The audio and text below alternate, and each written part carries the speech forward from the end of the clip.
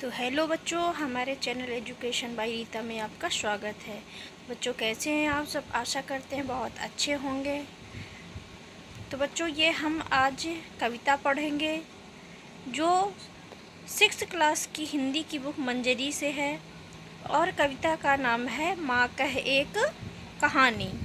और जो इसके लेखक हैं वो है मैथिली शरण गुप्त जी, जो राष्ट्र कवि मैथिली शरण गुप्त जी हैं। ये इस चैप्टर के वो लेखक हैं। तो बच्चों इस प्रस्तुत कविता में यशोधरा अपने पुत्र राहुल को एक कहानी के द्वारा महात्मा बुद्ध के दया और क्षमा जैसे गुणों के बारे में बताती है। तो इस कविता में एक माँ और बच्चे के बीच जो बात चल रही है, बच्चा अपनी माँ से कहता है कि माँ कहानी सुनाओ। माँ जो कहानी सुनाती हैं वह उसके पिता से संबंधित होती है। पिता कौन है? सिद्धार्थ, जो आगे चलकर कौन बने? महात्मा बुद्ध। जब उन्होंने घर त्याग किया तब उनकी पत्नी थी यशोधरा और पुत्र राहुल। तो चलिए बच्चों हम इस चैप्टर को पढ़ते हैं और इसके भावार्थ को भी हम आप लोगों को इसका भावार्थ भी हम बताएंगे। वीडियो अच्छा लगे तो लाइक करना और हमारे चैनल को सब्सक्राइब करना। तो चलिए बच्चों हम वीडियो को शुरू करते हैं। तो माँ कह एक कहानी। जो बेटा है राहुल वो अपनी माँ से कह रहा है माँ कह एक कहानी, माँ मुझे एक कहानी सुनाओ। राजा था या रानी, माँ कह एक कहानी। यशोधरा से राहुल कहते हैं कि हे माँ तू मुझे एक कहानी सुनाओ। यह कहानी किसी राजा अथवा रानी की हो, राजा की हो या रानी की हो, इस तरह से माँ तू एक कहानी कह। यशोधरा कहती हैं कि हे मेरे पुत्र तू बड़ा जिद्दी और हठी है। तू है हठी मानधन मेरे, सुन उपवन में बड़े सवेरे। तात भ्रमण करते थे तेरे, जहाँ सुरभि मनमानी, जहाँ सुरभि मनमानी। हाँ हाँ माँ यही कहानी।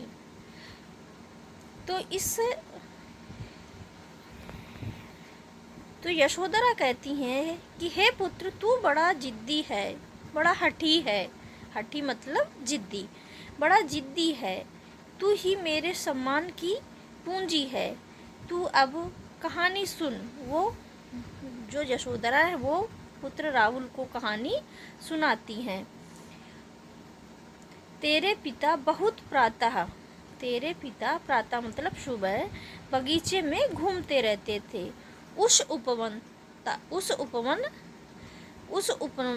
सुन उपवन में बड़े सवेरे। जो सुबह उनके पिता सुबह जल्दी उठ करके बगीचे में घूमने जाते थे। उस उपवन बगीचे में घूमते रहते थे। उस उपवन में मन के अनुकूल जो सुगंधित हवा बहती थी। राहुल कहते हैं कि हाँ माँ, मेरी माँ मन को अच्छी लगने वाली सुगंधित हवा बह रही है, बस हाँ यही कहानी तो तू मुझे बता। सुन उपवन में बड़े सवेरे, तात मतलब पिता, भ्रमण मतलब घूमना, भ्रमण करते थे। जहाँ सुरभि मनमानी, सुरभ मतलब सुगंधित हवा, सुबह सुगंधित हवा चलती, जहाँ सुरभि मनमानी। हाँ माँ यही कहानी, मुझे यही कहानी सुननी है। माँ राहुल कहता है माँ मुझे यही कहानी सुननी है।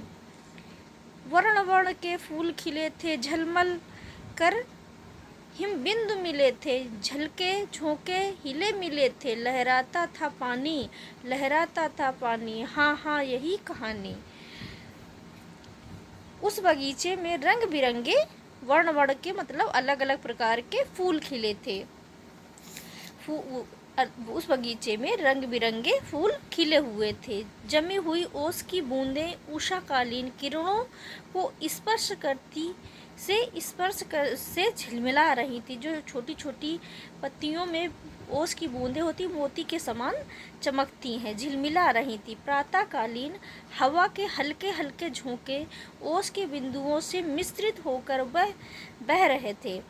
हवा के इन कोमल झोंकों से तालाब के पानी में लहर उठ रही थी। राहुल कहने लगा कि हे माँ यही कहानी, यही कहानी, तू यही कहानी सुनना है, यही कहानी। गाते थे खग कलकल स्वर से, सहसा एक हंस ऊपर से गिरा, विद्ध होकर खर सर से, हुई पक्ष की हानि, हुई पक्ष की हानि, करुणा भरी कहानी। उस प्रातः काल में उड़ते हुए पक्षी अत्यंत मधुर स्वर में क्रूज कर रहे थे। क्रूज मतलब आवाज कर रहे थे, कोलाहल कर रहे थे। उस समय अचानक ही ऊपर से एक हंस ऊपर से गिरा। वह हंस पैने बाण से बिंद मतलब घायल था। उसकी एक पंख भी टूट गया था। उसका जो एक पंख है, बाण की वजह से उसका पंख टूट गया था। इसे सुनते ही बालक राहुल कह उठा, उनकी एक पंख फट गई मतलब कट गई। उस जो हंस की एक पंख कट गई। बालक आश्चर्यचकित हो जाता है, मतलब उसके अंदर करुणा की भावना जागृत होती। यह कहानी तो करुणा दयालुता से भरी हुई है। कौन कहता है? ये राहुल कहता है। गिरा गिद्ध होकर खर सर से, हुई पक्ष की हानि, हुई पक्ष की हानि, करुणा भरी कहानी। ये कहानी तो माँ करुणा और दयालुता से भरी हुई है।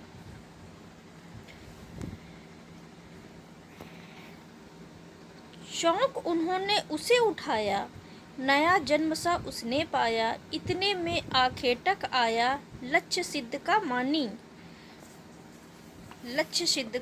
मानी, कोमल कठिन कहानी।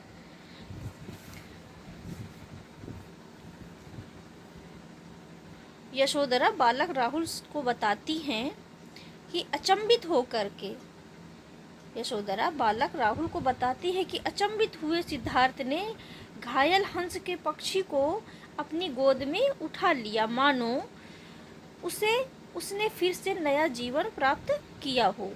जब गौतम बुद्ध ने उस पक्षी को अपने गोद में उठा लिया तो उस पक्षी को मानो ऐसा लगा कि उसने एक नया जीवन प्राप्त कर लिया।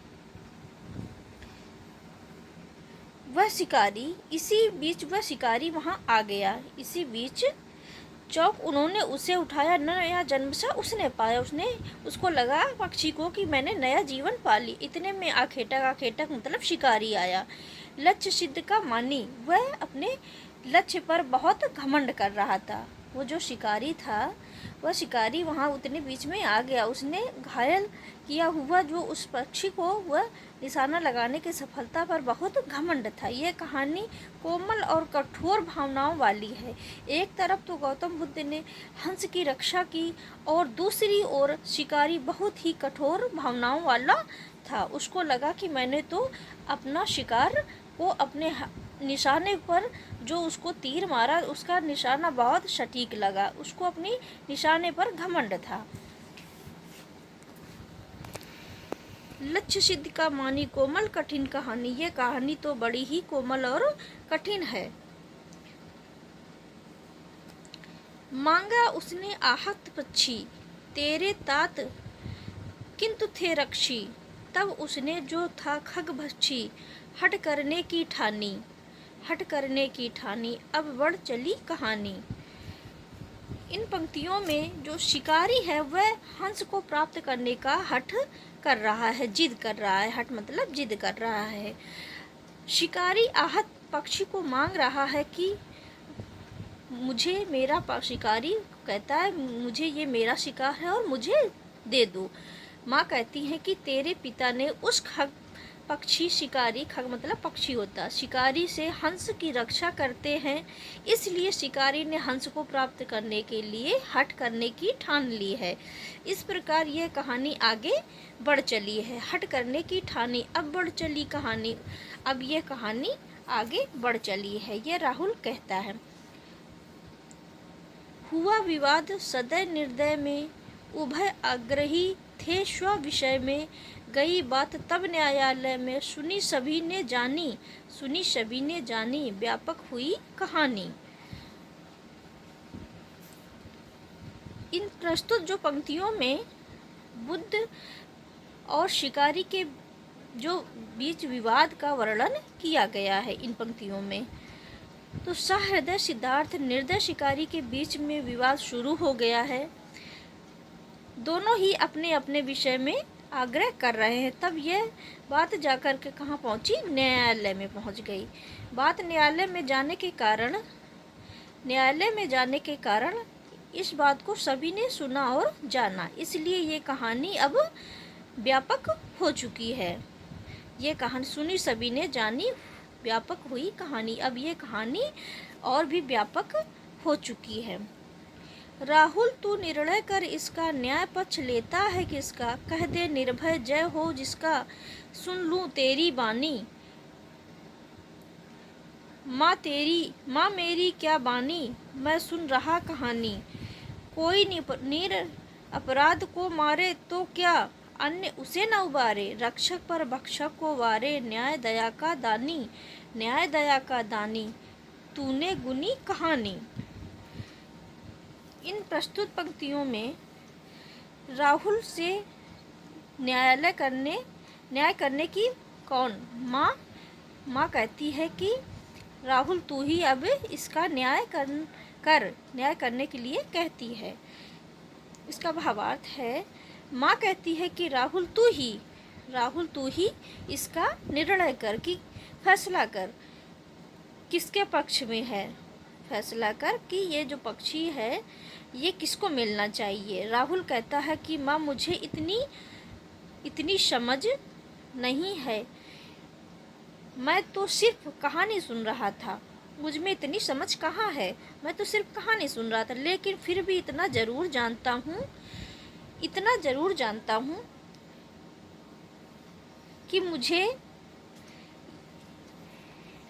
राहुल कहते हैं मुझ में इतनी समझ नहीं है, लेकिन फिर भी मैं इतना ज़रूर जानता हूँ कि यदि किसी निर्दोष को कोई मारता है, कोई निर्दोष को, निरपराध मतलब निर्दोष को मारे, कोई अगर निर्दोष को मारता है तो क्या कोई उसे बचाने की कोशिश भी ना करे? मारने वाले से रक्षा करने वाला तो महान होता है। न्याय सदैव दया का पक्ष लेता है। माँ कहती है कि बेटा तूने इस कहानी को समझ लिया है, तुम्हें इस बात का अनुभव है कि तुम्हें इस बात का अनुभव हो गया है कि तुम इस बात को अच्छी तरह समझते हो कि मारने वाले से बचाने वाला बड़ा होता है। तो बच्चों इस कहानी का जो मूल यही है कि अहिंसा, प्रेम, न्याय। इसका मूल्य है कहानी का अहिंसा, प्रेम और न्याय। सबसे पहले हमें अहिंसावादी होना चाहिए, कभी किसी से लड़ाई झगड़ा नहीं करना चाहिए। हमें प्रेम सभी के प्रति होना चाहिए, चाहे वो फिर मनुष्य हो या पशु पक्षी हो, किसी के भी, कोई भी पशु हो, पक्षी हो, जानवर हो, सबके प्रति हमें दया होनी चाहिए। और न्याय सबके साथ होना चाहिए। और हमें न्याय का हमेशा साथ देना चाहिए। तो बच्चों, ये कहानी आपको कैसी लगी? अच्छी लगी हो तो वीडियो को लाइक करना और हमारे चैनल को सब्सक्राइब करें। Thank you.